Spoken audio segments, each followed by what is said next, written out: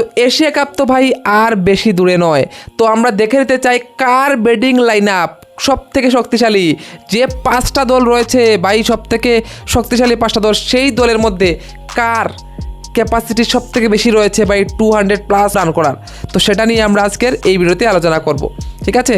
তো প্রথমেই বলে নেই যে ভাই আমরা একদিকে ইন্ডিয়ার যে প্লেয়ারগুলো রয়েছে তাদেরকে রাখবো এবং সাথে আমরা অন্য টিমের কম্পেয়ারিং করার চেষ্টা করব। তো প্রথম আমরা যে দল নিয়ে কথা বলবো সেটা হচ্ছে গিয়ে ভাই বাংলাদেশ। হ্যাঁ, বাংলাদেশের বোলিংটা যতটুকু শক্তিশালী ঠিক ততটুকু দুর্বল তাদের ব্যাটিং। যদি আমরা দেখি তাদের ওপেনিং করবে তানজিম তামিম এবং তার সাথে ভাই পার্টনার হবে পারভেজ হোসেন ইমন। যদি আমরা তানজিম তামিম এবং পারভেজ হোসেন ইমনকে দেখি তো ওরা এত হাই স্ট্রাইক রেটে কিন্তু খেলতে পারে না। আমরা দেখেছি ওদের স্ট্রাইক রেটটা একটু লো থাকে, যেটা ভাই বলা যায় না ওডিআই টাইপের থাকে, ঠিক আছে। এবং ওদের কিন্তু এত বড় কোনো পার্টনারশিপ আমরা দেখিনি যে ওরা দারুণ পার্টনারশিপ করেছে, এরকম কিন্তু কিছু নয়, ঠিক আছে। তো সেই জায়গায় দাঁড়িয়ে এক তো এক্সপিরিয়েন্স নেই বড় ম্যাচ খেলার, এবং দ্বিতীয়ত ওরা কিন্তু রিসেন্ট ফর্মও এত ভালো যাচ্ছে না যে ভাই দারুণ করছে, এবং রান করলেও অনেকগুলা বল খেয়ে তারপর রান করে। তো এটা একটা ওদের প্রবলেম, যেখানে অন্য টিমগুলো ভাই পাওয়ার প্লেতে দারুণ হিটিং করে, সেই জায়গায় বাংলাদেশে কিন্তু সেই দুটোটা ব্যাটসম্যান এত পাওয়ার হিটিং করতে পারে না, ওরা টাইমিংয়ে একটু বিশ্বাস করে। যাই হোক, এবং নাম্বার 3 রয়েছে লিটন দাস, ঠিক আছে। তো এই হচ্ছে কি তাদের টপ 3 ব্যাটসম্যান, এবং তার নিচে থাকবে তৌহিদ হৃদয়, একটা এক্সপিরিয়েন্স প্লেয়ার। আমরা জানি যে তৌহিদ হৃদয় অনেকটা এক্সপিরিয়েন্স প্লেয়ার, এবং আমরা অলরাউন্ডার মেহেদী হাসানকেও দেখতে পাচ্ছি যে সেই লাইনআপে কিন্তু থাকবে, এবং ফিনিশার হিসাবে আমরা দেখতে পাচ্ছি জাকির আলী রয়েছে। তো সেই জায়গায় দাঁড়িয়ে যদি বাংলাদেশের ব্যাটিং লাইনআপকে আমরা সামনে নেই, এবং যদি ভাই ভারতের ব্যাটিং লাইনআপটা একটু দেখে নেই, ঠিক আছে। ভারতের ব্যাটিং লাইনআপটা তো ভাই জানোই, মানে কি বলবো। তা ভাই চলো তারপরে যদি বলে দিই একবার যে ভারতের লাইনআপ কী হতে পারে। ভাই ওপেনিং করতে পারে অভিষেক শর্মা, তো করবেই করবে, সাথে সঞ্জু স্যামসং অথবা ভাই আমাদের শুভমন গিল। সম্ভাবনা শুভমন গিলেরই বেশি, ঠিক আছে। 3 নম্বরে হয়তোবা সঞ্জু খেলবে অথবা তিলক খেলবে, চান্স কার বেশি? তিলক বর্মার, ঠিক আছে। 4 নম্বরে সূর্যকুমার যাদব, কোনো কথাই হবে না। 5 নম্বরে যদি সঞ্জু না খেলে তাহলে জিতেশকে খেলাতে পারে, কিন্তু আমি চাইবো 5 নম্বরে হার্দিক পান্ডিয়া খেলুক। 6 নম্বরে ভাই রিঙ্কু সিং অথবা শিবম দুবের মধ্যে যে কোনো একজন খেলবে, এবং সাথে অক্ষর পাটিল রয়েছে, ঠিক আছে। আর যদি উপরে আমরা উইকেট কিপার না খেলাই তাহলে তো 8-এ জিতেশ শর্মা খেলবে। তো বুঝতেই পারছো ইন্ডিয়ার ব্যাটিং লাইন আপটা কী কোয়ালিটির হতে চলেছে ভাই। অনেক বড় বড় প্লেয়ার জায়গা না পাওয়ার পরও, মানে যদি কম্পেয়ারিং করো তোমরা বাংলাদেশের এই লাইন আপের সাথে ইন্ডিয়ার এই লাইন আপের, তো বুঝতেই পারছো ভাই প্রত্যেক ম্যাচে 200+ রান করার ভাই ক্যাপাসিটি এই টিমের রয়েছে। এবং রিসেন্ট কিছু ম্যাচে যদি ইন্ডিয়ার রানগুলো দেখো তো ভাই মানে কি বলবো, পুরো তাণ্ডব চালিয়ে দিয়েছে, ঠিক আছে। 200-তে ওরা থামে না ভাই, 250, 297, মানে কি বলবো, তা ভাই মাচিয়ে দিচ্ছে, ঠিক আছে। তো সেই জায়গায় দাঁড়িয়ে ভারতের লাইন আপের সামনে তো মনে হচ্ছে না কোনো লাইন আপ টিকবে, তারপরও দেখি কি হয়, ঠিক আছে। তারপর যদি আমরা একটু দেখি যে পাকিস্তানের ব্যাটিং লাইন আপটা কেমন হবে, তো সেটা একটু দেখে নেই। ফারহান এবং সেম আইয়ুব ওপেনিং করবে।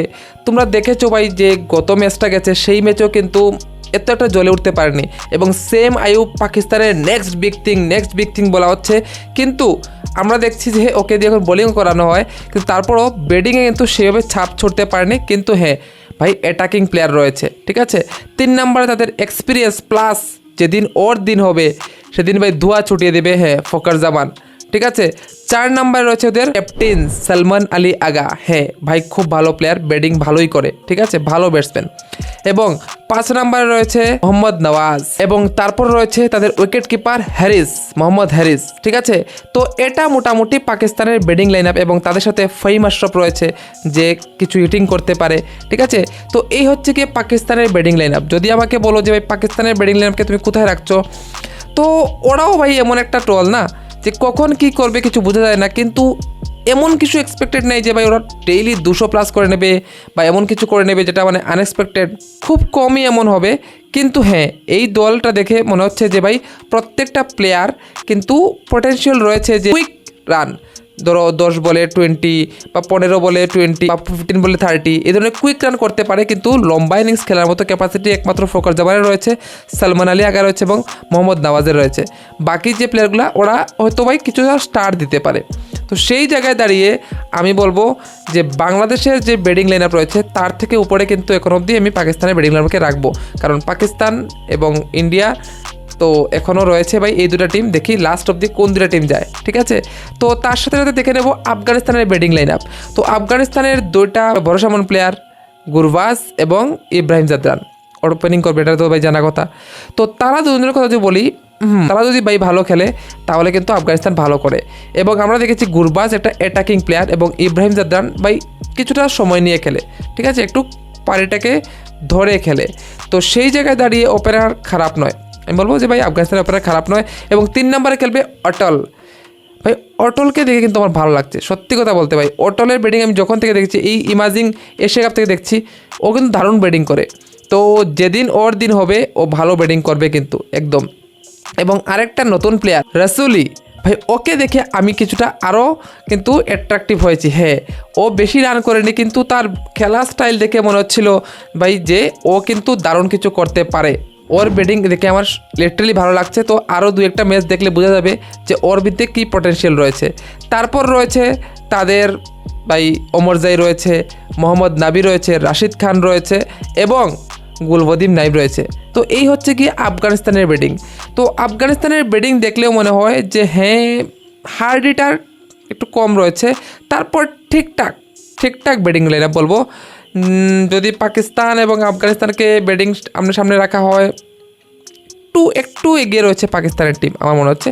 কারণ আফগানিস্তান বিশেষ করে চেজিংয়ের সময় কিন্তু কিছুটা দেখতে যাচ্ছি আমরা অনেকগুলো উইকেট একসাথে হারিয়ে নেয়, এটা একটা আফগানিস্তানের অনেক বড় সমস্যা।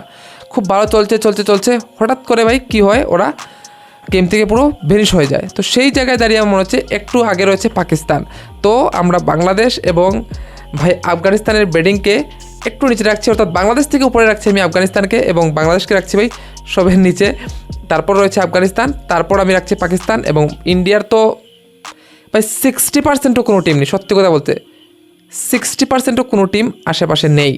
তারপর চলো শ্রীলঙ্কার একটু ব্যাটিং লাইন আপ যদি আমরা দেখি, তো ওদের তো ভাই প্রথম নিশঙ্কা রয়েছে, কুশাল মেন্ডিস রয়েছে, কুশাল পেরেরা রয়েছে, চরিত আসালাঙ্কা রয়েছে যে ক্যাপ্টেন্সি করবে, ঠিক আছে। তারপর দর্শন সানাকা রয়েছে ভাই অনেক এক্সপিরিয়েন্স প্লেয়ার।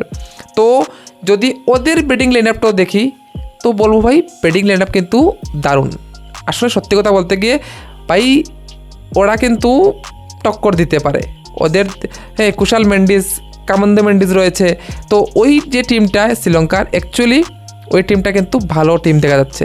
তো ব্যাটিংয়ের দিক থেকে আমি ইন্ডিয়ার সাথে রাখছি, অর্থাৎ ইন্ডিয়ার সাথে বলতে ভাই মানে টক্কর দিতে পারে কিছুটা, কারণ পারবে না তো ভাই, তারপরেও বলছি যে ইন্ডিয়া অনেক উপর, এখানে মনে করো ইন্ডিয়া আর বাকি টিমগুলো এখানে রয়েছে ব্যাটিংয়ের দিক থেকে, ঠিক আছে।